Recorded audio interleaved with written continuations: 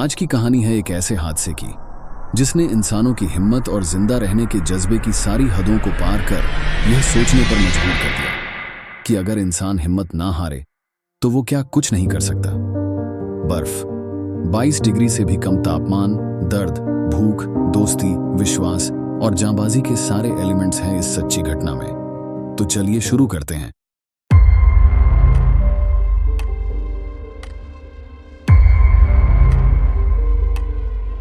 यह बात है 12 अक्टूबर 1975 की, जब ओल्ड क्रिश्चियन क्लब नाम की रग्बी टीम सैंटियागो में एक फ्रेंडली मैच खेलने जा रही थी। वो लोग एक फ्लाइट बोर्ड करते हैं जो थी उरुग्वायन एयर फ्लाइट 571। उस फ्लाइट में कुल 45 लोग थे, जिसमें से 5 क्रू मेंबर्स थे, 19 रग्बी प्लेयर्स और कुछ उनकी फैमिली से और सपोर्टर्स थे। प्लेन ने उरुग्वे के मोंटे वीडियो से उड़ान भरी, पर मौसम खराब होने की वजह से उसे मेंडोजा उतरना पड़ा। उस रात पायलट ने वहीं रेस्ट किया और अगले दिन फ्राइडे 13 को अपनी जर्नी कंटिन्यू करी। इस प्लेन के पायलट कर्नल जूलियो सेजार फेर्रादास और लेफ्टिनेंट कर्नल दांते हेक्टर लागुरारा थे। इन्होंने डिसाइड किया कि वो लोग एक सेफर रूट लेंगे, क्योंकि मौसम और आंडीज की पहाड़ियां इस छोटे प्लेन के लिए दिक्कत साबित हो सकती थी। पर उन्हें यह बिल्कुल नहीं पता था कि यह दिन उन्हें बहुत महंगा पड़ने वाला है। एक्चुअल में हेक्टर बहुत ही अनएक्सपीरियंस्ड पायलट था और ये फ्लाइट उसकी ट्रेनिंग फ्लाइट ही थी। आगे रूट पर जाने पर बादलों ने फ्लाइट को चारों तरफ से घेर लिया। उन्हें सामने के शीशों से कुछ भी नहीं दिखाई दे रहा था और वह अब अपने इंस्ट्रूमेंट्स की रीडिंग्स पर ही निर्भर थे। हेक्टर, जो उस वक्त प्लेन उड़ा रहा था, उसे अनजाने में लगा कि वो एंडीज की ऊंची ऊंची चोटियों पार कर चुके हैं। उसने इंस्ट्रूमेंट की रीडिंग नहीं देखी कि वो लोग अब भी एयरपोर्ट से 65 से 70 किलोमीटर दूर थे और उसने प्लेन को नॉर्थ की तरफ मोड़कर नीचे ले जाना शुरू कर दिया। उसने ट्रैफिक कंट्रोल को बताया कि वो 2-3 मिनट में एयरपोर्ट पहुंच जाएंगे और इसी बैड डाटा के आधार पर हेक्टर को नीचे उतरने की परमिशन मिल गई। जब प्लेन नीचे जा रहा था तो टर्बुलेंस की वजह से पीछे की सीट पर रखा सामान इधर उधर गिरने लगा, पर उन नौजवानों ने इसे नॉर्मल बात समझा और वो अपनी मौज मस्ती में बिजी रहे। लेकिन जब बादल छंटे तब पायलट्स को रियलाइज हुआ कि वो पहाड़ों के कितने पास उड़ रहे थे। उन्होंने प्लेन को ऊपर उठाने की कोशिश की, पर जब तक वह कामयाब हो पाते, प्लेन एक पहाड़ी के कोने से टकराया और टूट गया। उसके दोनों विंग और पीछे का हिस्सा टूट के नीचे गिर गया, जिसमें से 5 पैसेंजर्स बाहर जा गिरे। आगे का हिस्सा बर्फ पर फिसलता हुआ घाटी में 350 किलोमीटर प्रति घंटे की स्पीड से बर्फ के एक ढेर से टकराया। इस इंपैक्ट ने 7 और लोगों की जान ले ली और बहुत से लोग घायल हो गए। कुछ की हालत काफी गंभीर थी। अब केवल 33 लोग ही जिंदा बचे थे। पर बुरे वक्त की तो अभी शुरुआत ही हुई थी। मरने वालों में एक प्लेयर नांदो परादो की मां थी और उसकी बहन, जो गंभीर रूप से घायल हो गई थी। प्लेन के इंपैक्ट के दौरान खुद नांदो के सिर पर चोट लगने से वह कोमा में चला गया था। उसके दोस्तों ने उसे मरा हुआ समझा और बाहर लाशों के साथ ठंड में फेंक दिया। उसके दोस्त उसे दफना नहीं सकते थे, तो उन्होंने उसके सर को बर्फ से ढक दिया। पर यह उसके लिए चमत्कार साबित हुआ। ठंड ने उसके दिमाग की सूजन को कम कर दिया और 2 दिन बाद उसे होश आ गया। बचे हुए सर्वाइवर्स की पहली रात बहुत ही कठिन निकली। बर्फ और ठंड से वो ढंग से सो भी नहीं पाए। घायल लोग पूरी रात कराहते रहे। ये रात इतनी लंबी गुजरी कि 5 घायल लोग और गुजर गए। दूसरी तरफ एयरफोर्स ने सर्च ऑपरेशन शुरू कर दिया था, पर सफेद बर्फ से ढके पहाड़ों में सफेद प्लेन को देखना एक बहुत बड़ा चैलेंज साबित हुआ। जिस जगह वह क्रैश हुआ था वो एक घाटी थी जो चारों तरफ से बर्फीले पहाड़ों से ढकी थी। अगले दिन उनके ऊपर से 2 बार प्लेन फ्लाई करके गए, पर वो इतनी ऊंचाई से ना उनके प्लेन को देख पाए और ना उनका चिल्लाना सुन पाए। वो सब निराश तो हुए, पर उन्हें अब भी उम्मीद थी कि उनकी तलाश की जा रही होगी। जिंदा रहने के लिए उन्होंने सबके बैग छानने शुरू किए, जिसमें से कुछ सिगरेट के डिब्बे और थोड़ी सी चॉकलेट मिली। उन्होंने ठंड से बचने के लिए प्लेन के पीछे टूटे वाले हिस्से को बैग से ढक दिया। उन्होंने यह भी पाया कि प्लेन का को पायलट हेक्टर अभी भी जिंदा था, पर वो बुरी तरह से घायल और फंसा हुआ था। एक पॉइंट पर उसने सर्वाइवर से उसकी पिस्तौल निकालकर उसे मार देने को भी कहा था, पर किसी भी सर्वाइवर ने ऐसा नहीं किया और कुछ घंटे के बाद वह भी चल बसा। एंडीज की इस घाटी में टेम्परेचर 22 डिग्री तक पहुंच जाता था और बिना खाने के वो जगह नरक बराबर थी।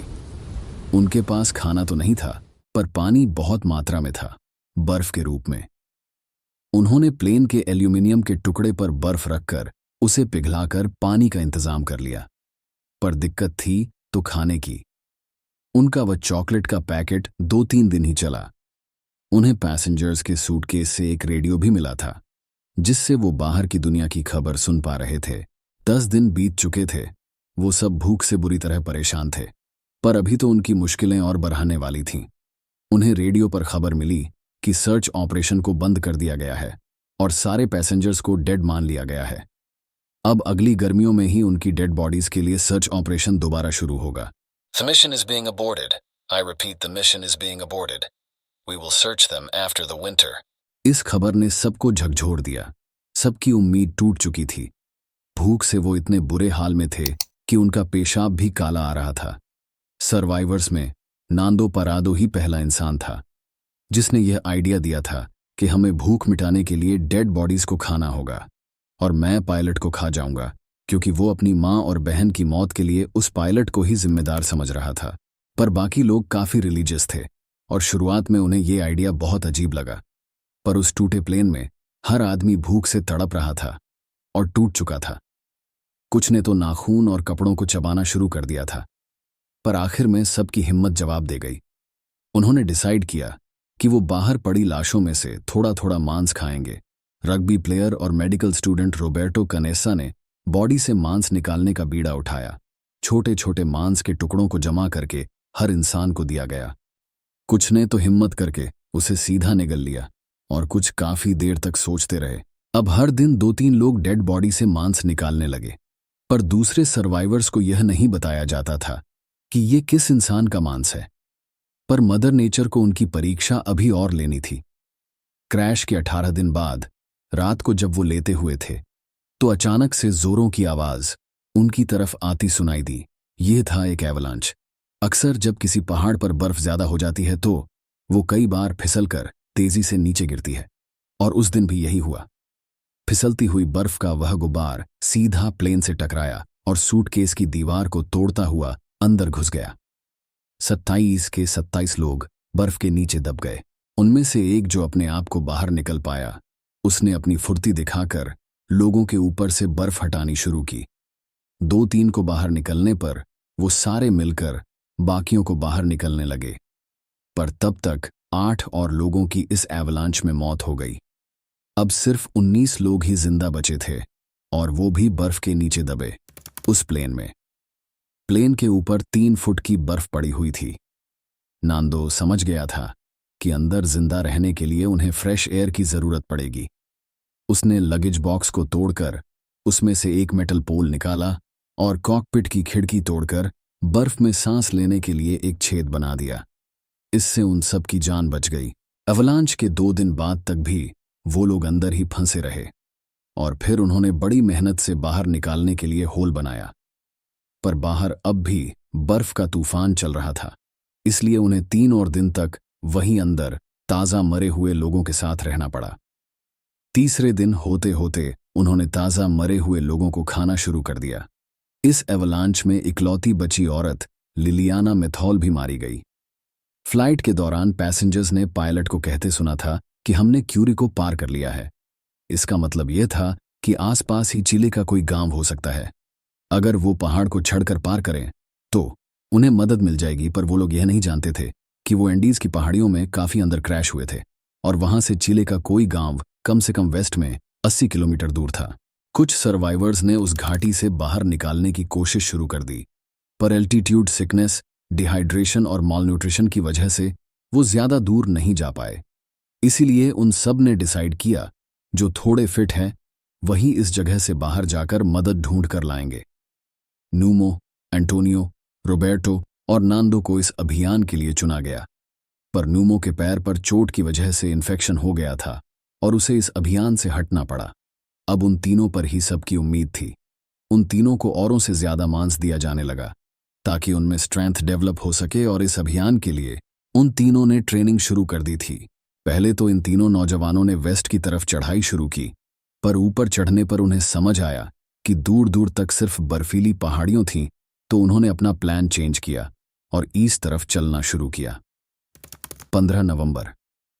लगभग 1 महीना बीत चुका था। उन्हें प्लेन की टेल वाला हिस्सा मिला, जहां उन्हें एक चॉकलेट का डिब्बा, रम, कुछ कपड़े, दवाइयां और कॉमिक्स मिली, और सबसे इंपॉर्टेंट, एयरक्राफ्ट की बैटरीज। वह रात उन्होंने वहीं गुजारी और आग जलाकर कॉमिक्स पढ़ी। अगले दिन उन्होंने ईस्ट की तरफ अपनी यात्रा जारी रखी, पर उस रात बर्फीली हवाओं से वो मरते मरते बचे। इसलिए उन्होंने प्लेन के टेल वाले हिस्से की तरफ वापस लौट जाना सही समझा। उन्होंने सोचा कि अगर वो किसी तरह से रेडियो को चला सके तो उन्हें मदद मिल सकती है, पर 24 किलो की बैटरी ले जाना काफी मुश्किल था।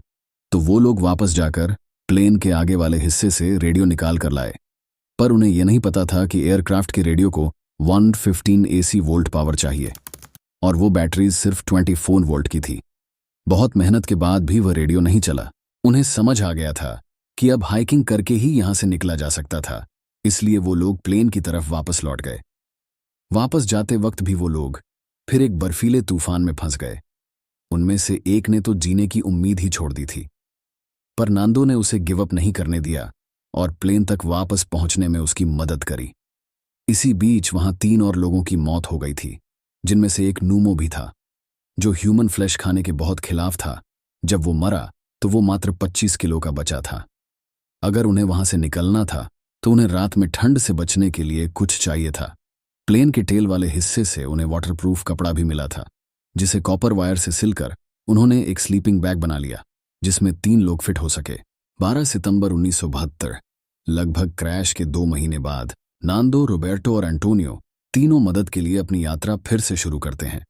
नांदो ने 3 जोड़ी जीन्स और 3 स्वेटर पहनी थीं, साथ में जुराबों में मांस रख लिया था ताकि वह रास्ते में खा सके। पर यह खाना 3 लोगों के लिए 3 दिन तक ही चल सकता था। उनके पास न कोई क्लाइंबिंग एक्सपीरियंस था, न कोई क्लाइंबिंग गियर, न कोई कंपास, और न ही कोई मैप था। 3 दिन हाइक करने के बाद उन्हें समझ आया कि उनकी जर्नी और कठिन होने वाली है। उनके चारों तरफ पहाड़ ही पहाड़ थे। एक ऊंची चोटी से देखने पर दूर नांदो को एक घाटी दिखाई दी, जहां बर्फ थोड़ी कम थी। उसे उम्मीद थी कि वहां उन्हें कुछ मिल सकता है, पर वहां तक पहुंचने में उन्हें काफी दिन लगने वाले थे और उनके पास पर्याप्त खाना नहीं था। तो एंटोनियो ने वापस लौट जाने का फैसला किया। रोबर्टो की हिम्मत भी जवाब देने लगी थी, पर नांदो को यकीन था कि वो यहां से निकल जाएंगे। इस यात्रा के दौरान नांदो ने रोबर्टो से कहा कि बेशक हम अपनी मौत की तरफ जा रहे हो, पर मैं मौत का इंतजार करने की बजाय खुद उससे मिलना चाहूंगा। 7 दिन और पैदल चलते हुए, पहाड़ी और दर्रों को पार करते हुए, वो एक नदी के पास पहुंचे और उसके साथ साथ नीचे की तरफ चल दिए। उन्हें वहां कैंपिंग के कुछ सबूत भी मिले और 9वें दिन उन्हें कुछ गाय भी नजर आई। अब तक रोबर्टो बिल्कुल ही एग्जॉस्ट हो चुका था और उन्होंने रेस्ट करने की सोची। जब वो लोग आग जलाने के लिए लकड़ी इकट्ठा कर रहे थे, तब उन्हें खच्चर पर 3 लोग दिखाई दिए। रोबर्टो और नांदो नदी के इस पार थे। वो दोनों चिल्लाए तो उन लोगों की नजर उन पर पड़ी, पर नदी का शोर बहुत तेज होने की वजह से वो कुछ सुन नहीं पा रहे थे। तब उनमें से एक ने इशारा किया कि हम कल आएंगे। अगले दिन सेर्जियो कैतालान नाम का वह खच्चर वाला अपने साथ पेपर और पेंसिल लेकर आया। उसने पत्थर पर बांधकर पेंसिल और कागज उनकी तरफ फेंका, जिस पर नांदो ने लिखा कि मैं उस प्लेन से आया हूं जो पहाड़ों में क्रैश हो गया था। मैं उरुग्वेन हूं। हम 10 दिन से चल रहे हैं। मेरे वहां घायल दोस्त है। वहां अब भी 14 लोग जिंदा हैं। हमें उन्हें बचाना होगा, पर पता नहीं कैसे। हमारे पास खाना भी नहीं है। हम बहुत कमजोर हैं। तुम हमें बचाने कब आओगे? हम चल तक नहीं सकते हैं। हम कहाँ हैं? सेर्जियो ने नोट पढ़ा और इशारा किया कि वो समझ गया। कुछ दिन पहले उसने एक साथी से इस प्लेन क्रैश के बारे में सुना था, पर उसे यकीन नहीं था कि अब तक कोई उसमें जिंदा बचा होगा। सेर्जियो ने उनकी तरफ एक ब्रेड का टुकड़ा फेंका और उनके लिए मदद लाने के लिए अपने घोड़े पर बैठकर 10 घंटे का सफर तय किया। इसी दौरान सेर्जियो को दूसरा खच्चर वाला मिला, जिसको उसने नांदो और रोबर्टो की मदद के लिए भेजा ताकि वह उन दोनों को पास के एक गांव लोस माइतेनेस ले जा सके। सेर्जियो ने पुएंते नेग्रो नाम के गांव के पुलिस स्टेशन में इसकी सूचना दी और वहां के ऑफिसर्स ने सैंटियागो हेडक्वार्टर में यह न्यूज़ पहुंचाई। तब तक नांदो रोबर्टो को गांव ले जाया गया, जहां उन्हें खाना खिलाकर रेस्ट करने दिया गया। उन दोनों ने इस 10 दिन में 61 किलोमीटर की कठिन यात्रा पूरी की थी। शाम तक ये खबर मीडिया तक भी पहुंच गई और बहुत भारी संख्या में रिपोर्टर्स वहां पहुंच गए। सरकार ने रेस्क्यू ऑपरेशन के लिए 3 हेलीकॉप्टर भेज दिए, जिसमें से एक नांदो परादो को लेकर उसके बताए रास्ते से क्रैश वाली जगह तक पहुंचा। पायलट भी उस खतरनाक और दुर्गम रास्ते को देखकर हैरान थे। इन हेलीकॉप्टर्स में एक बार में सिर्फ 7 लोगों को ही रेस्क्यू किया जा सकता था, इसलिए बाकी बचे 7 लोगों को एक रात वहां और गुजरने थी। उनका साथ देने के लिए 4 वॉलंटियर्स भी वहीं रुक गए। अगले दिन बाकी बचे सर्वाइवर्स को भी बचा लिया गया। उन लोगों ने 72 दिन तक जिन मुश्किलों का सामना किया था, वह एक वीडियो में बता पाना असंभव था। शुरू में सर्वाइवर्स ने प्रेस को यह बताया कि उन्होंने प्लेन में बचा कुचा खाना खाया और जब वह खत्म हो गया तो उन्होंने पेड़ पत्ते खाकर काम चलाया। उन लोगों ने सोचा था कि वह सिर्फ अपनी फैमिली को यह बात बताएंगे, पर बचाव कर्मियों द्वारा खींची गई 2 तस्वीरों में आधे खाए हुए इंसानी पांव देखे जाने के बाद यह अफवाह फैल गई कि सर्वाइवर्स ने अपने साथियों को मारकर खा लिया है। इसलिए उन्होंने एक प्रेस कॉन्फ्रेंस की और सब कुछ क्लियर किया। अर्जेंटीना की सरकार और विक्टिम्स की फैमिली ने डिसाइड किया कि उनकी डेड बॉडीज को वहीं दफन कर देना सही रहेगा। उन बॉडीज में से सिर्फ 13 बॉडीज ही थी जो पूरी थी, बाकी 15 बस कंकाल थे। शुरू में तो उन लोगों ने बस स्किन और थोड़ा बहुत मांस खाया था, पर बाद में भूख से परेशान होकर उन्हें दिल, आंखें और दिमाग सब कुछ खाना पड़ा। यह कहानी दर्शाती है कि जान बचाने के लिए इंसान किस एक्सट्रीम लेवल तक जा सकता है। क्या उनका यह करना सही था या गलत, मैं यह आप पर छोड़ देता हूं। फिर एक हैरत अंगेज कहानी के साथ जल्दी ही आऊंगा। तब तक अलविदा। मैं आपका साथी नकाबपोश।